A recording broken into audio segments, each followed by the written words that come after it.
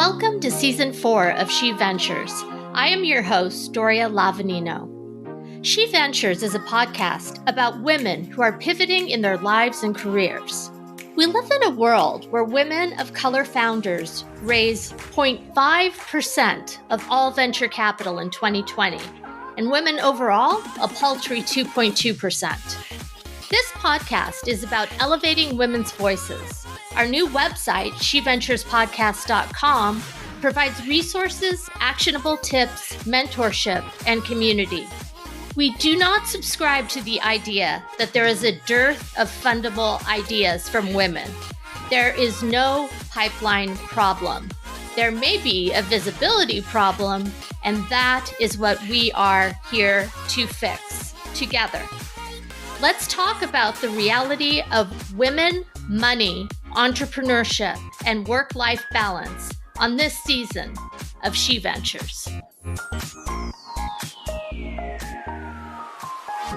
She's a former Army commander and intelligence officer who served 2 tours in both Iraq and Afghanistan, feeling a call to serve after 9/11. She published an award-winning memoir. She's an entrepreneur, a mother, a wife, and a proud veteran. I had the pleasure of speaking with her 2 years ago on SheVentures, and I remember thinking her authentic leadership experience underlined, would make her a formidable political candidate if she ever decided to run for office. And in late 2021, she heard her calling and is here today as a Republican Senate hopeful from North Carolina. Marjorie Eastman, welcome to SheVentures. Oh, thank you, Doria. I'm so happy to be on the podcast again, and I have been looking forward to catching up. So thank you so much for asking me to come back. Absolutely. And I don't think I said this the first time, and I want to thank you for your service to our country. Thank you so much for saying that. And just to your listeners, I think it's really important that that's said right now, because the fall of Afghanistan it hurt all of us. It was painful for all of us, but for veterans from the Vietnam generation to our post 9/11 generation, there's a unique pain in all of that. So just saying thank you to veterans is very meaningful right now. So thank you for saying that.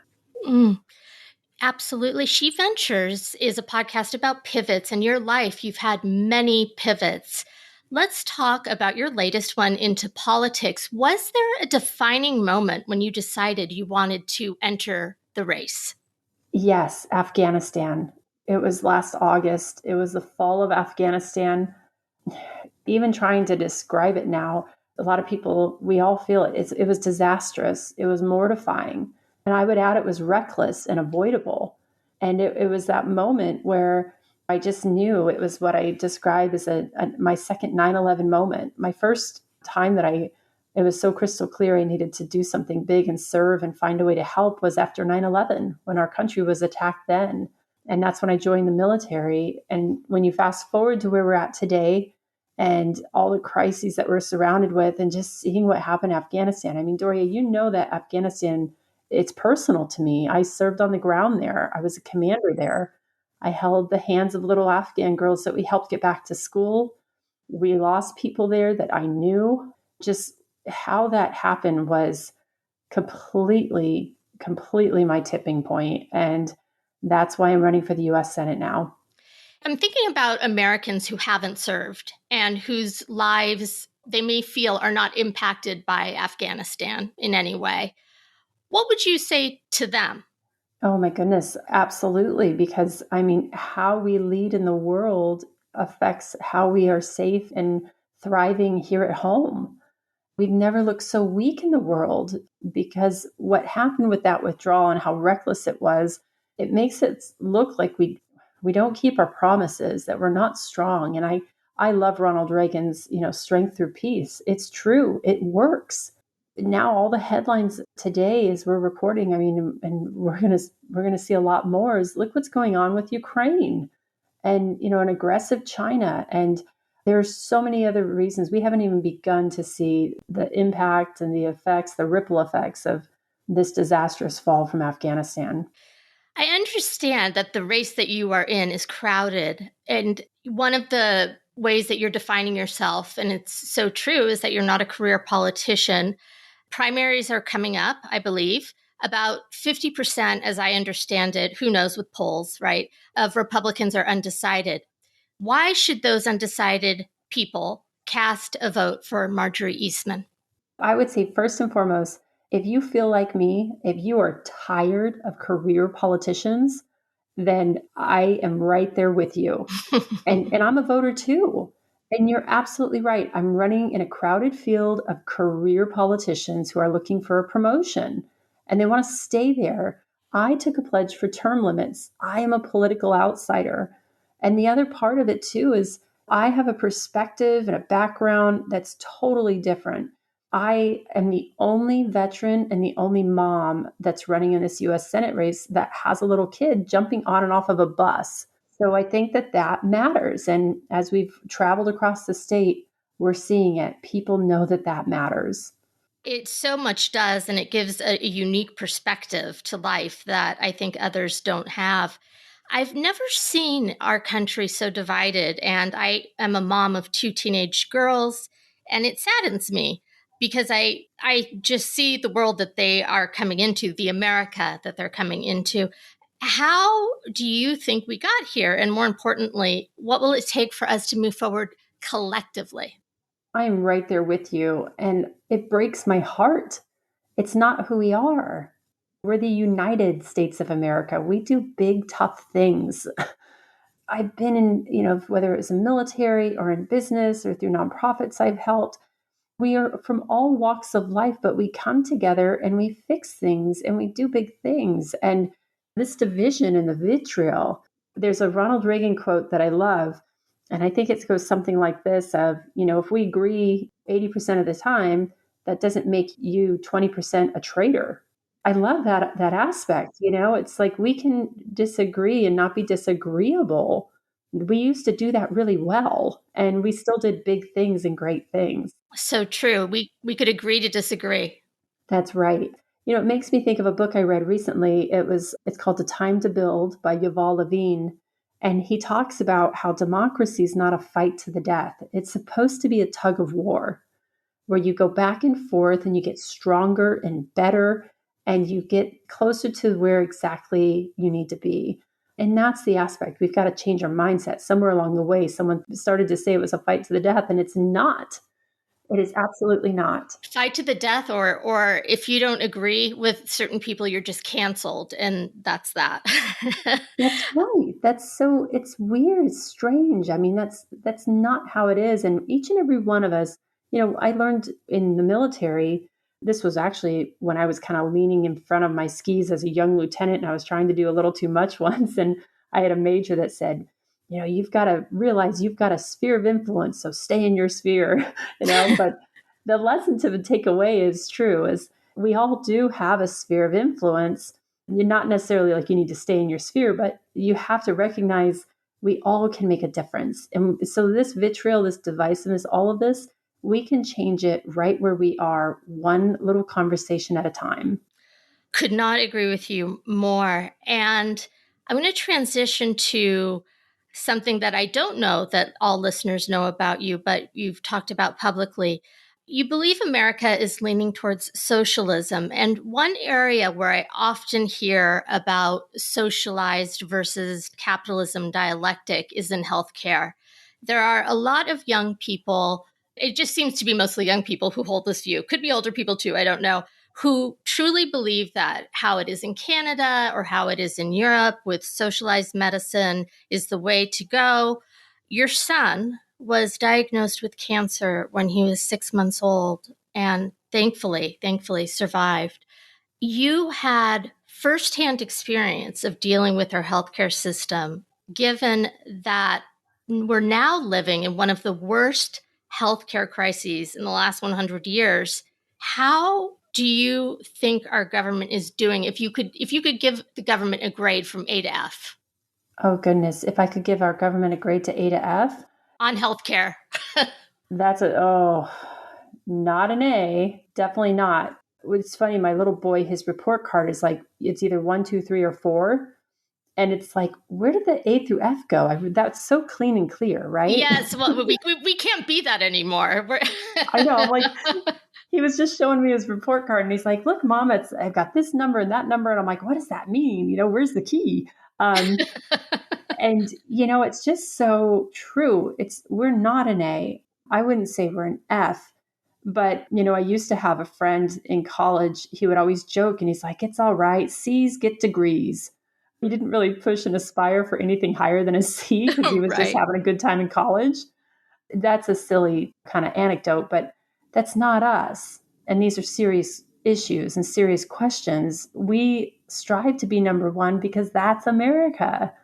We shouldn't have the attitude of, okay, well, this is how it can be or should be, or this is the way it's always been. Like you said, my little boy, he beat cancer when he was little. And thank God we had amazing doctors and we had the choice. We could go and find who we needed. And that was also, if you kind of rewind, in the discovery of the fact that he even had cancer in the first place. I was able to switch my doctors. I was in disagreement with one of my doctors when I was pregnant. And that choice and going to a better doctor, this is all the concept of why competition and free markets are so wonderful. And they have brought more people out of poverty than socialism ever has. How would you characterize your experience of a consumer of American healthcare in regards to your son and to yourself? Well, it's interesting because for my son, he has had wonderful care and I couldn't be more grateful. But I know that that's not the same experience for everyone. And for myself, my goodness, it's been hit and miss all over along the way.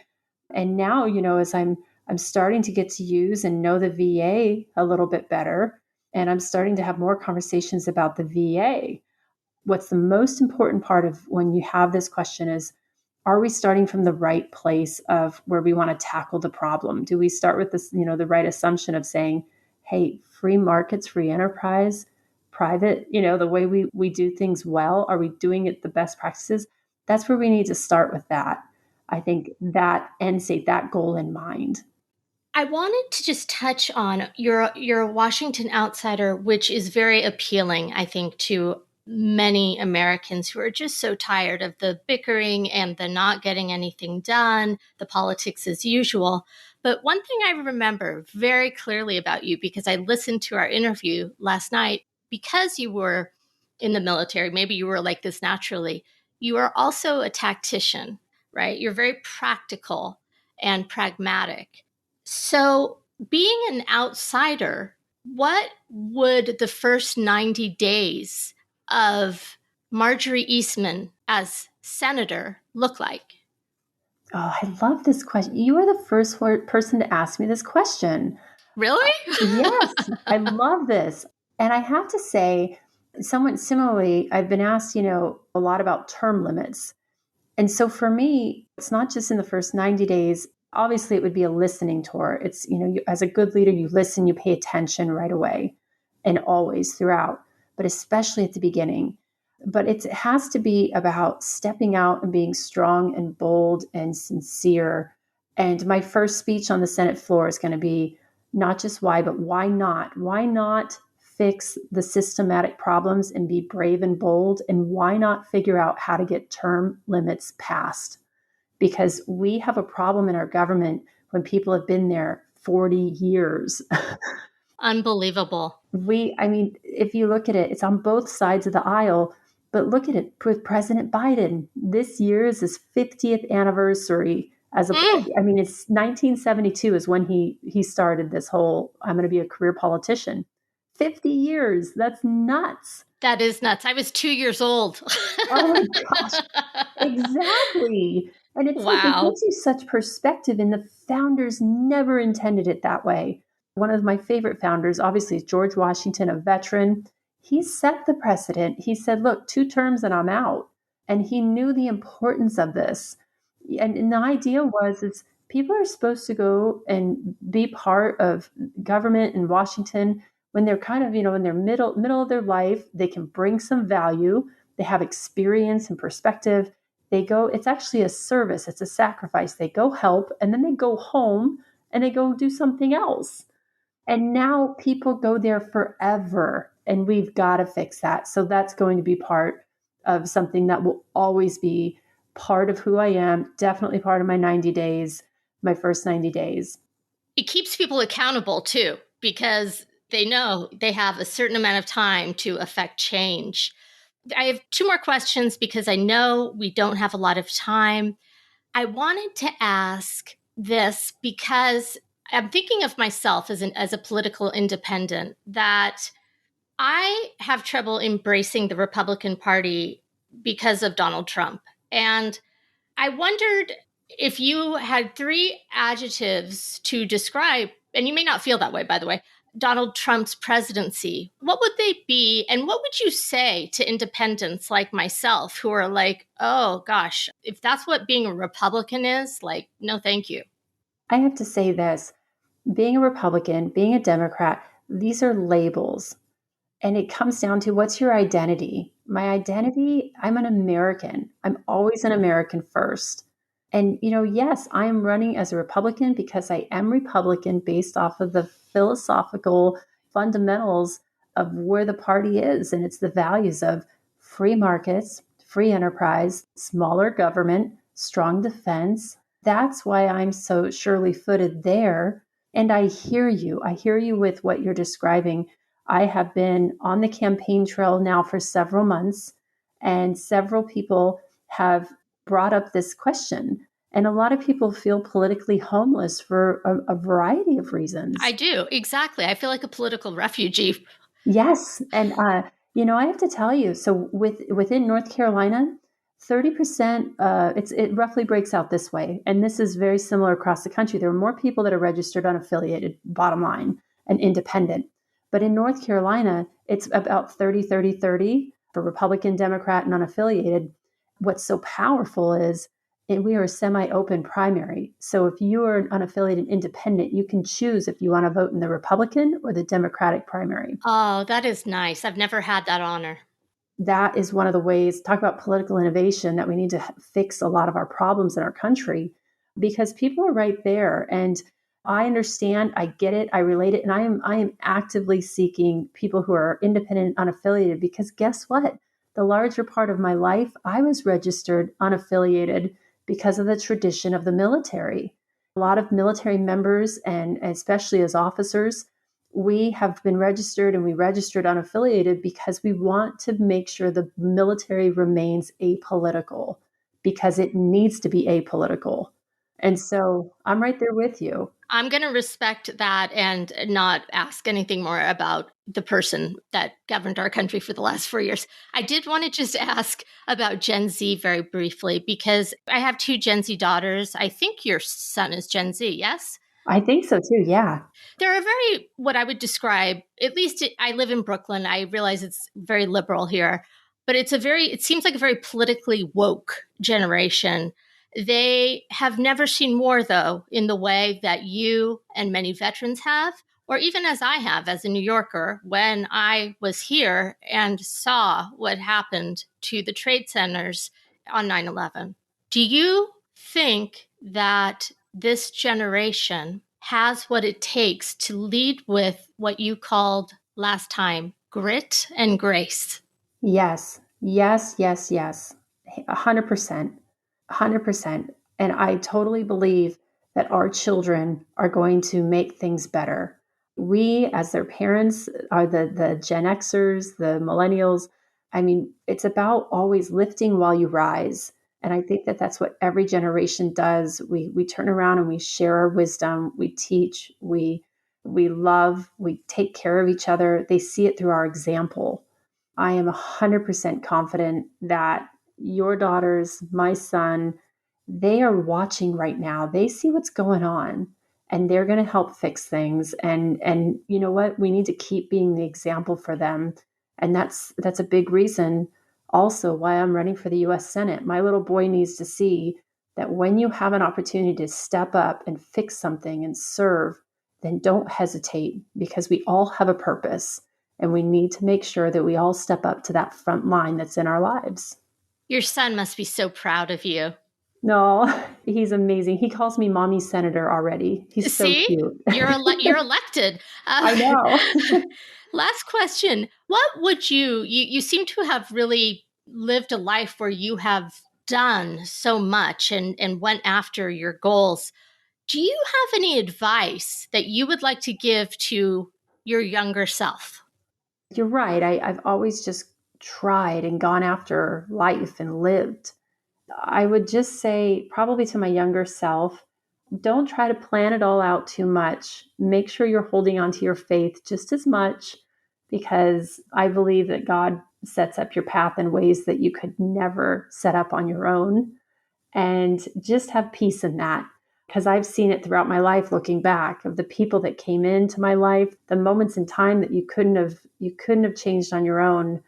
And it's pretty amazing. You are pretty amazing, and it's been an honor to have you on today. And it was nice to catch up. And Nick Bradfield, shout out to Nick Bradfield and Bunker Labs. Can you tell us when is the primary and where can listeners find out more about you?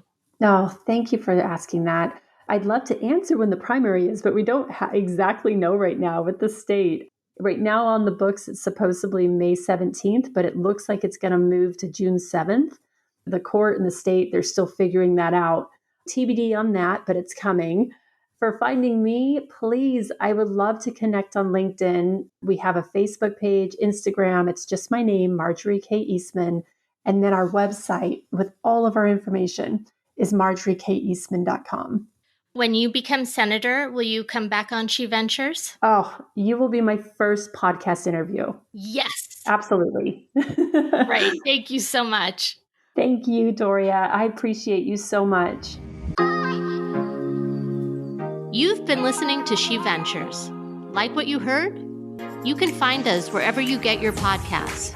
Be sure to subscribe and sign up for our newsletter so you never miss a show.